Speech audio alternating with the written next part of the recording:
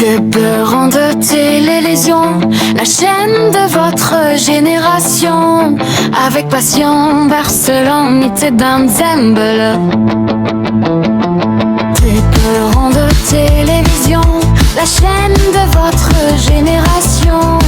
Avec passion, Barcelone, était dans Zembele.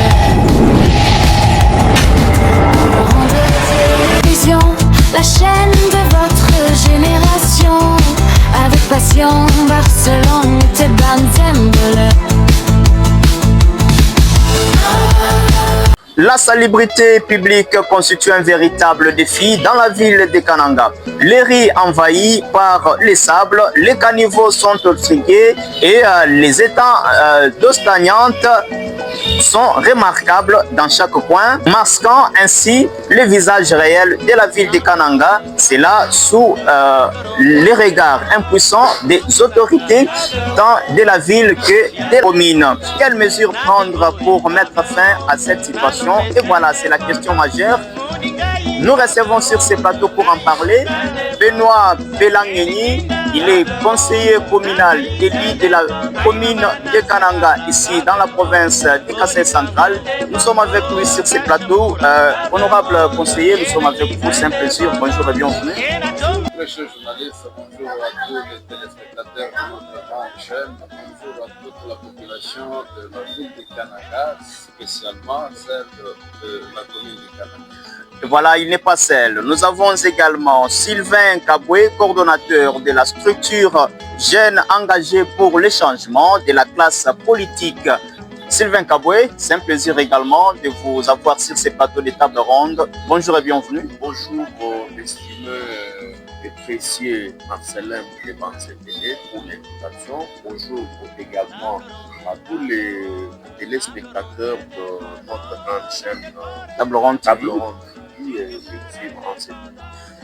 Et voilà, je suis Patient Marcelin, devant Zembele. Je vous prie de vous abonner très massivement sur votre chaîne, liker et partager.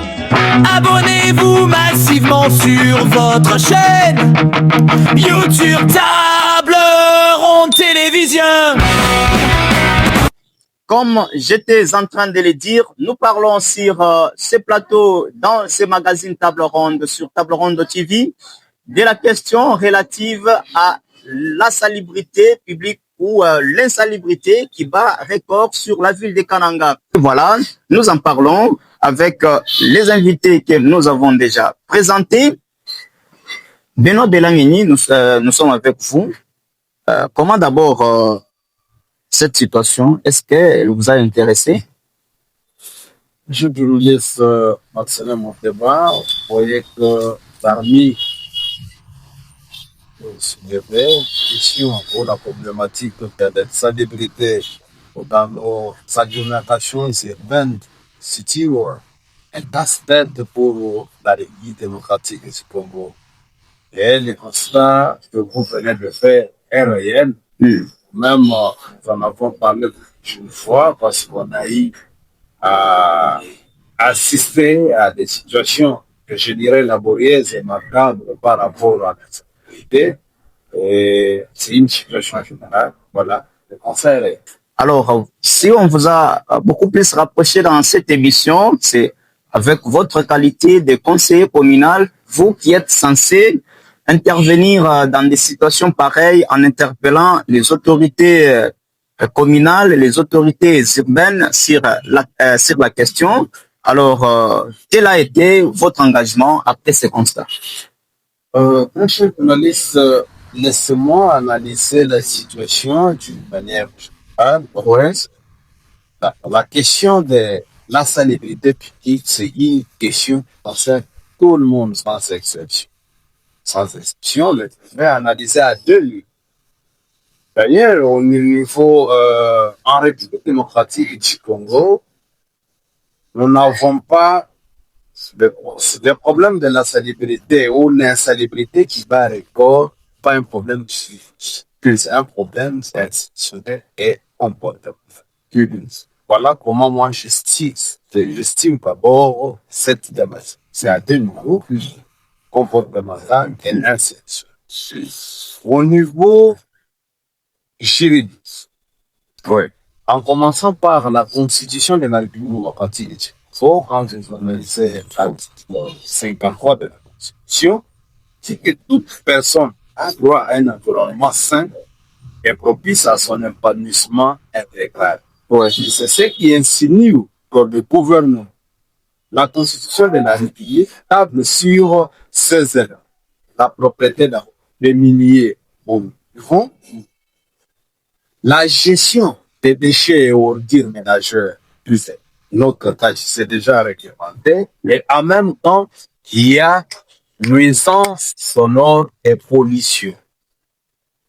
À part cette loi, quand vous prenez notre loi 08/016 du 7 octobre 2008, portant composition, organisation et fonctionnement des entités d'État décentralisées et des rapports avec l'État et les provinces, ce que nous appelons communément la loi des 7 piliers. Oui. L'article 50 de cette loi donne une responsabilité au conseil communal que vous êtes. Le deux, quand vous prenez l'article 59, donne les attributions nécessaires au gestionnaire au quotidien qui est exécutif.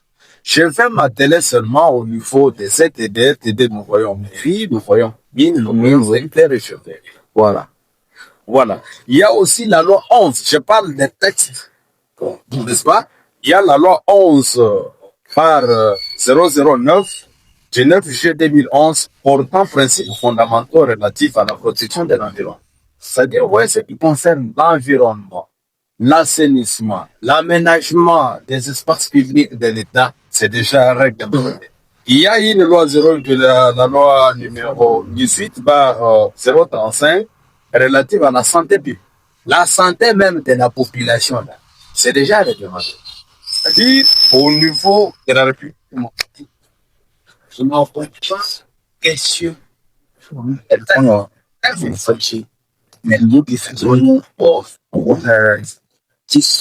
Maintenant, je parle au niveau des faiblesses. C'est pour vous poser, si vous comme je dis que c'est un problème comportemental et au niveau, il y a une faiblesse d'application de ces lois. Les lois sont restées théoriques et il y a certaines autorités qui n'ont même pas la maîtrise de toutes ces lois. Comment quelqu'un qui ne maîtrise pas la loi va faire tout pour la... Ça pose toujours problème. Évidemment. Et au niveau là, quand vous regardez bien, il n'y a pas un contrôle administratif. Quand on était tout petit, on voyait les gens des chaînes qui passaient dans des parcelles pour voir comment on entretient les installations, les douches, tout ça. Mais actuellement, ça pose problème. Et ce problème de la loi, non. C'est l'application de cette loi. Il y a manque de sanctions. Là, vous parlez sur le plan comportemental. Je vous ai dit institutionnel et comportemental. Je vais analyser seulement. Parlons de comportemental, on voit aussi la mentalité, les niveaux de vie. Je suis au niveau des institutions. Oui. Parce que qui doit faire les contrôles administratifs? Ce sont l'animateur de l'institution. Évidemment. Qui doit sanctionner? C'est l'animateur des institutions. Évidemment. Vous êtes sur Magar, c'est Étienne Tshisekedi présentement. Ouais. Vous voyez quelqu'un, licencié qui vient, tout ça, il a sa boutique, son magasin, il vend ses articles, il met l'argent dans un sac bien embelli. Les marchandises sont stockées là-bas. Mais le reste des déchets, on jette dans les caniveaux. N'est-ce pas? Qui doit sanctionner? C'est l'État. Évidemment. L'État, là, ce n'est pas un conseiller qui va sanctionner. C'est les gestionnaires, l'exécutif. Et vous voyez, tout le monde passe par là et ne dit mot. Voilà d'abord à ce niveau. Il y a aussi insuffisance des moyens. Parce que quand vous vous approchez, que ce soit du maire, que ce soit auprès des bourgmestres de communes, ils vont vous dire, voilà, nous n'avons pas de moyens. Ils n'ont pas de camions, ils n'ont pas de ça. Et là, il y a un manque d'équipement.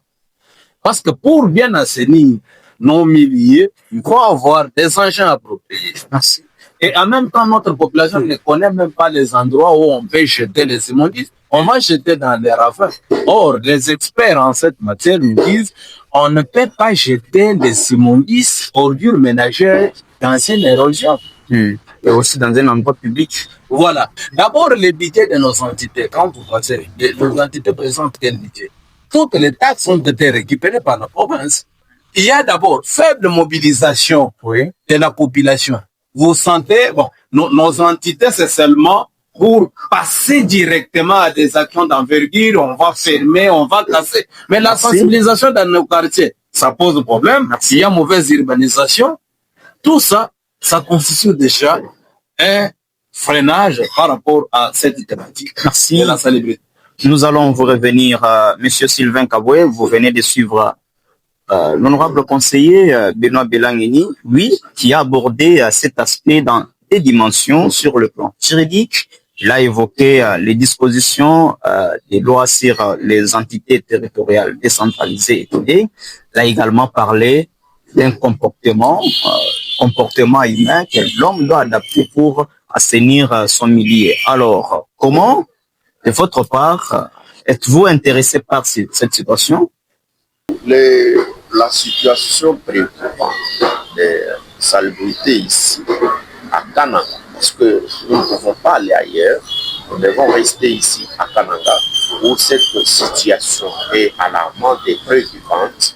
Et d'ailleurs, les résultats cumulent de deux facteurs.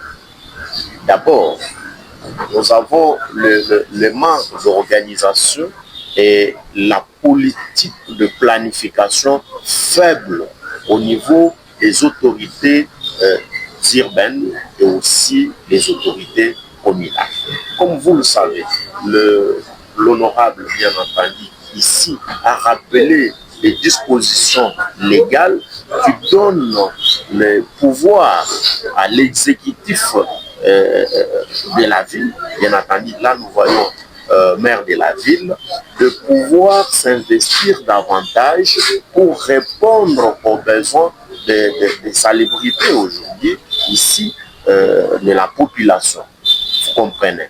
Et là, pour ce qui est de la ville de Kananga, le constat est amer. Est amer pourquoi? Parce que ici en ville, nous avons un problème d'équipement. Vous comprenez? Vous allez vous rendre compte que la ville de Kananga n'a pas de poubelle publique. Il n'y en a pas. Il n'y en a pas. La brigade que nous avons, ou l'équipe de jeunes gens, de femmes, des hommes, qui est désignée pour rendre propre, entretenir nos avenues, nos routes. Et d'ailleurs, même les routes récemment asphaltées. Alors, cette équipe n'est pas de plus en plus efficace. Vous vous rendez compte que la ville de Kananga, composée de 26 quartiers, 5 communes, n'a que moins d'une centaine de personnes qui composent cette brigade-là pour lutter contre les salles. Bien que les lois existent, mais dès lors qu'il n'y a pas de sanction, notre peuple, la population, ne peut pas savoir que ce que je fais, c'est image. Parce que le déchet, prenons la commune de Deschamps, ils n'ont pas même de toilettes, ils n'ont pas de poubelles. Et tous les déchets ménagers sont jetés sur la rue et sont jetés dans les ravins. Vous allez vous rendre compte, c'est par rapport à l'inefficacité de l'État. C'est par rapport à l'inefficacité de notre mairie. Notre mairie ne contrôle pas. Et tous les services de l'hygiène publique sont défaillants ici. C'est un problème d'ailleurs, je l'ai dit ici, de la santé publique, mais de plus en plus négligé par nos autres. Parce que vous allez... vous êtes sans ignorer, même l'honorable l'a souligné, que ces problèmes ne relèvent pas seulement des autorités, mais c'est aussi un problème de tout le monde, presque. Oui, je dis que c'est un problème qui se situe deux niveaux. Le premier niveau, je rappelais que d'abord, nous devons être honnêtes, cette responsabilité de la gestion publique de salubrité revient aux autorités. Nous ne pouvons pas mâcher les mots. Mais aussi, quand les autorités appliquent les règles, la population censée s'investir, n'est-ce pas, à la gestion ou à la participation de gestion des immondices et aussi des déchets, va nécessairement prendre conscience. C'est aussi un problème de l'éducation civique. Parce que ici, combien de campagnes ont été organisées ici au Kasaï central et plus précisément dans la ville de Kananga pour sensibiliser les gens sur la gestion de déchets? Aucune campagne. Honorable, comme la responsabilité n'incombe pas seulement aux autorités, mais aussi à presque toute la population selon aussi les dispositions de la Constitution qui donne aussi le droit à chaque Congolais de protéger son environnement. Alors, quelles mesures qui peuvent être prises pour lutter contre cette insalubrité sur la ville de Kananga? Oui, très cher journaliste, je salue d'abord mon co-débatteur Sylvain pour son argumentaire. Quand vous analysez bien la situation, moi je parlais d'une manière générale, sans toutefois focaliser les débats sur les individus, évidemment. Je vais d'abord vous fixer par rapport à ce que vous venez de dire. Vous voyez le rôle du maire de la ville. Physiquement comme ça, madame ou le maire de la ville n'a pas un espace visible ou visible comme ça. Il n'y a pas un espace approprié au maire. Ce sont nos communes, les communes qui constituent la mairie. Et il y a un problème de chevauchement. Chevauchement comment? Quand vous lisez les lois, la taxe sur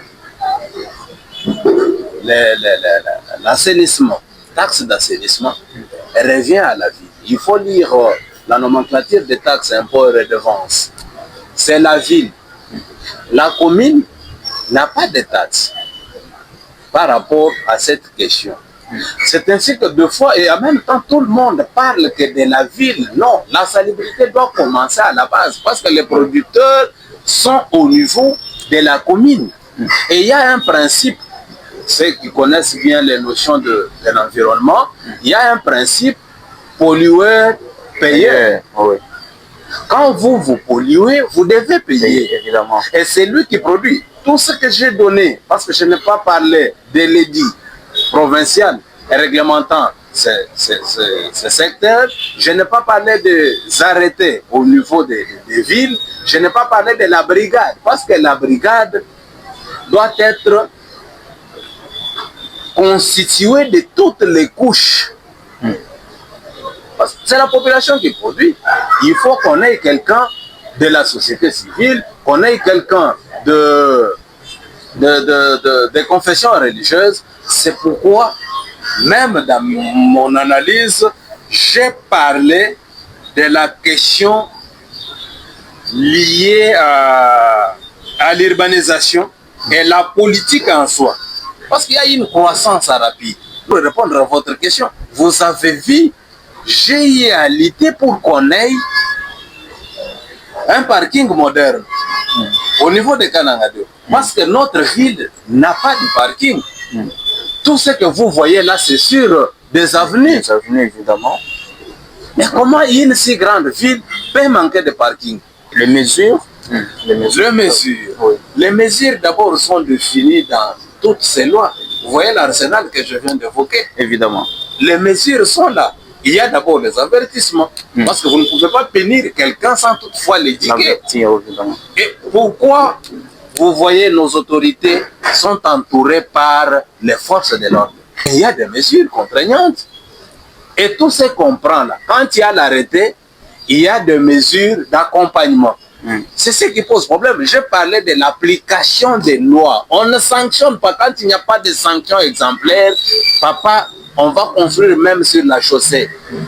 Et personne ne peut. Vous avez vu le général que je salue, Magna. Il a utilisé seulement ces éléments, un jour seulement, évidemment, la ville était très propre. Alors, mais aujourd'hui, c'est parce qu'il n'y a pas de mesures d'accompagnement. Alors c'est là... Et la société civile qui jette la balle, c'est elle qui produit. Elle doit d'abord prendre des mesures de conservation avant que l'autorité ne vienne. Alors cela nous pousse à croire que les autorités sont incompétentes de bien pouvoir... Non, pas question d'incompétence dans ce niveau. C'est une affaire qui nous touche tous. D'abord, qui nous touche tous évidemment, mais vous l'avez dit, voire M. Sylvain l'a évoqué. Je parlais que la responsabilité est partagée. Elle est partagée, mais elle émane premièrement des autorités. Mais lorsque les autorités n'en prennent pas compte, c'est de l'incompétence. Si quelqu'un ne remplit pas réellement ses tâches. Vous connaissez les éléments constitutifs d'un État. On commence avec quoi?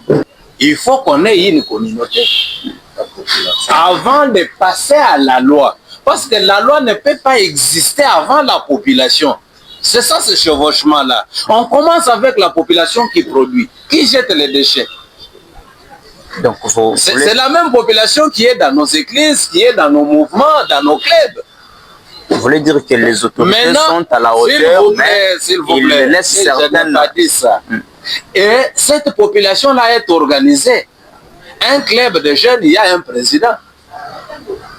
N'est-ce pas? Ce président-là fait quoi par rapport à cette thématique? Toutes les mamans qui jettent des immondices partout ici, dimanche, elles sont à l'église, il y a un pasteur qui a aussi, dans ses missions régaliennes, le pouvoir de garder, on appelle ça troupeau, dans un endroit assaini. Alors, Benoît, est-ce que... Vous, les journalistes, le travail que vous êtes en train de faire chaque jour, c'est dans vos missions. Mais si nous le faisons comme ça, c'est pour alerter aussi la population. C'est ce que je dis, les responsabilités sont partagées, mais la proportionnalité élevée revient à l'État, parce que c'est l'État qui sanctionne, c'est l'État qui oriente. Évidemment. Alors, bon, quand vous dites, moi je suis intellectuel, quand vous parlez de l'incompétence, il ne faut pas entrer dans nos trucs politiques. Hein. Vous voyez quelqu'un qui est compétent aujourd'hui, si peut-être il y a des tralala à leur niveau, tout ça, le premier élément concorde. Si on ne parle pas de l'incompétence, qu'est-ce que l'on peut alors évoquer? Moi, je trouve qu'ici, au Kasaï central, il y a un problème de négligence. Nous vivons comme si nous sommes dans une famille. N'est-ce pas? L'autorité passe. Prenons d'abord nos éléments de la police nationale congolaise qui sont censés accompagner les autorités. Quand les gens jettent les immondices, vous voyez des policiers en train de passer. Nous vivons dans une famille. Si Benoît Belangeni, conseiller communal, et voilà, Sylvain Kaboué, la question vous revient aussi, quelles sont les mesures que les autorités peuvent prendre pour mettre fin à cette situation d'insalubrité qui est tellement grandissante sur la ville de Kananga? Je voudrais toutefois revenir sur certains propos de l'honorable, parce que l'honorable, dans ses dires, il est resté seulement sur la dénonciation. Il a dit non, écoutez, nous avons des lois, mais lesquelles ne sont pas appliquées. Mais il fait partie, en tant qu'autorité, en tant qu'honorable, dans ses missions régaliennes, il est obligé d'interpeller, n'est-ce pas, l'exécutif. Donc vous voulez aussi dire qu'il est aussi négligent? Oui, il est aussi négligent, parce que nous devons nous dire la vérité. Il parle de la négligence dont lui-même fait face. Dont lui-même fait partie, en tout cas. Vous comprenez? Ouais. Parce qu'aujourd'hui, combien de fois l'honorable a déjà initié une mission de contrôle, une question orale, peut-être avec débat à son exécutif, le bourgmestre de Kananga. Parce qu'aujourd'hui, quand on parle de salubrité, nous avons une commune miroir qui est la commune de Kananga. Nos marchés d'ailleurs de la commune de Kananga sont imbibés dans cet état-là de non-assainissement. J'arrive. Oui. Prenons les marchés Kamaï, où les choses se vendent à même les sols, où en plein centre-bourg. Oui, les déchets d'ailleurs là-bas, et des odeurs nauséabondes qui s'y dégagent. les déchets battent record. Marché Kamaï, ici, à côté de la RTNC. Alors, il doit d'abord commencer à faire son travail. Ça, c'est d'ailleurs ce que je peux lui demander comme conseiller communal. Comme élu du peuple. Après cette émission, je crois qu'il va devoir se réveiller aussi pour interpeller les bourgmestres. Alors, les mesures... Je voudrais revenir sur la question pour dire que les mesures doivent être d'abord envisagées par nos autorités. Il a ici donné un arsenal d'ailleurs très riche des lois que nous disposons. Pourquoi nos autorités n'appliquent pas toutes ces lois? Au niveau des autorités, les autorités doivent d'abord commencer par prendre conscience, renforcer les infrastructures, parce qu'ils n'ont pas de matériel. Comment faire face à l'environnement pollué si et seulement si vous n'avez pas de matériel? Il faut doter, n'est-ce pas, la ville les moyens pour faire face à cet environnement. Cette dotation doit venir de qui?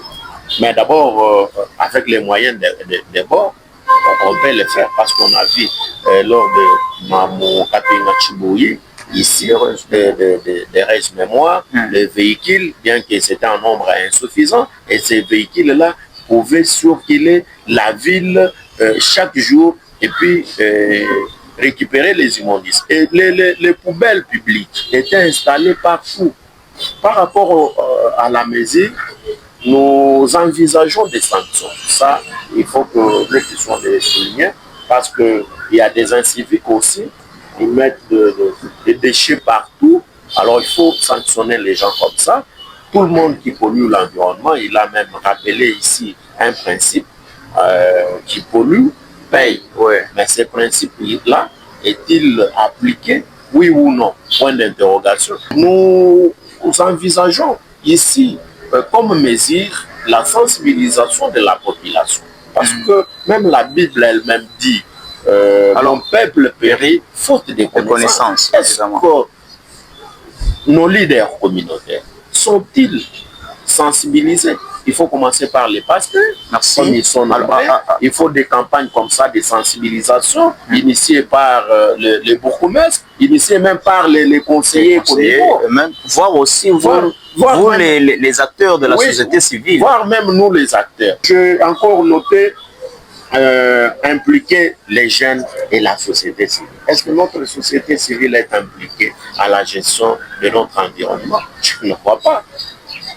L'implication passe par des réunions. Il faut appeler tous ces gens-là. Il faut appeler le conseil provincial de jeunes. Il va à son tour appeler ces jeunes. Non, venez, il y a un problème. Les bourgmestres de telle commune nous appellent. Nous pouvons aller suivre ce qu'il dit. Alors c'est par ces mouvements, de petites choses-là que la société civile, la population que nous sommes, va devoir prendre conscience. Alors lorsque toutes ces mesures ne sont pas appliquées, on parlerait de l'incompétence ou plutôt de manque de volonté ou de négligence des autorités. Je dirais ici c'est un mélange de plusieurs choses. Ici d'abord un manque de volonté politique. Parce que quand il n'y a pas de volonté, même des petites choses, on ne peut pas les faire. Mais quand on manque de volonté étant autorité, on doit être accusé de l'incompétence. Oui, l'incompétence, quand vous interrogez les sciences de l'éducation par exemple, et là on va vous dire que quand on est compétent, lorsque vous ne résolvez pas, vous ne répondez pas avec succès aux tâches qui vous sont révolues. Et dès lors que nos autorités ne sont pas capables de répondre aux attentes de notre population, nous pouvons dire qu'en tout cas, ils sont à un moment donné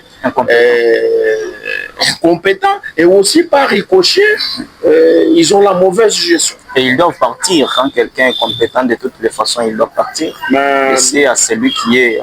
Ils doivent partir comment? Parce qu'aujourd'hui, il y a chevauchement, il y a d'ailleurs conflit dans nos entités territoriales décentralisées. Il faut prendre la commune parce que la plupart des bourgmestres ne reconnaissent pas leurs conseils. Merci à Sylvain Kaboué. honorable conseiller, nous terminons déjà notre magazine Table Ronde. Vous venez d'être accusé aussi d'être négligent par rapport aux tâches qui vous sont dévolues comme autorité communale de Kananga, conseiller bien sûr. Alors pour terminer, je vais demander de nous dire si réellement il faut maintenir cette posture ou il faut passer à des actions concrètes sur terrain de sorte que l'on ne parle jamais de la situation pareille. Oui, très cher journaliste, ce n'est pas une accusation. Moi, je trouve que c'est un rappel. Au Kasaï central, il y a un problème de respect des textes. Moi, je donne des pistes de solutions. Par rapport à la gouvernance, il faut renforcer la coordination entre institutions. Le travail qui est fait par les bourgmestres doit être supervisé par la ville. Mais la commune regarde, non, c'est la mairie qui doit recevoir la taxe, tout ça, moi je regarde. C'est pourquoi ça pose problème. Clarifier aussi les responsabilités. Au niveau des finances, que les aides puissent augmenter leur budget.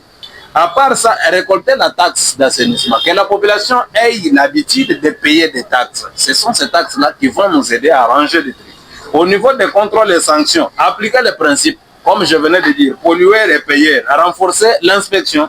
Au niveau de la participation citoyenne, sensibilisation maximale, implication des communautés. Vous ne pouvez pas parler d'une brigade où il n'y a pas quelqu'un de la société civile, où il n'y a pas quelqu'un de confession religieuse. Ça devient quelle brigade? Voilà. Quand il y a des sanctions, quand il y a des sensibilisations, quand il y a prise de conscience, on ne parlera jamais de l'insalubrité. Parce que chacun fera tout pour conserver ses déchets et l'État aura à déterminer l'endroit. Allez jeter quelque part. Merci, conseiller communal Bilangini, d'avoir été avec nous dans cette émission. C'est un plaisir. Merci beaucoup, très cher journaliste. Voilà. Nous terminons avec vous, Sylvain Kaboué. Votre conclusion en quelques mots pour terminer. Ma conclusion en quelques mots pour terminer, c'est vos recommandations surtout. D'appeler les autorités à prendre leurs responsabilités en main. Vos recommandations surtout. Les recommandations, c'est d'abord donner la chance à nos autorités. Et si et seulement si nous allons trouver que nos autorités ne font rien pour faire face à cette situation, nous allons envisager les actions de grande envergure pour solliciter qu'ils démissionnent parce qu'ils n'ont pas, en tout cas, satisfait aux besoins de la population que nous sommes. Merci. Merci d'avoir été avec nous. Merci beaucoup, messieurs les journalistes. Et voilà, téléspectateurs, c'est terminé pour ce numéro de Table Ronde sur Table Ronde Télévision. C'est un plaisir de vous avoir connus nombreux. Je m'appelle Patient Marcelin Moutebanzembele. Derrière les caméras, nous étions aidés par Iber Moutaï. Nous vous promettons un rendez-vous prochain. Au revoir. Abonnez-vous massivement sur votre chaîne YouTube Table Ronde Télévision.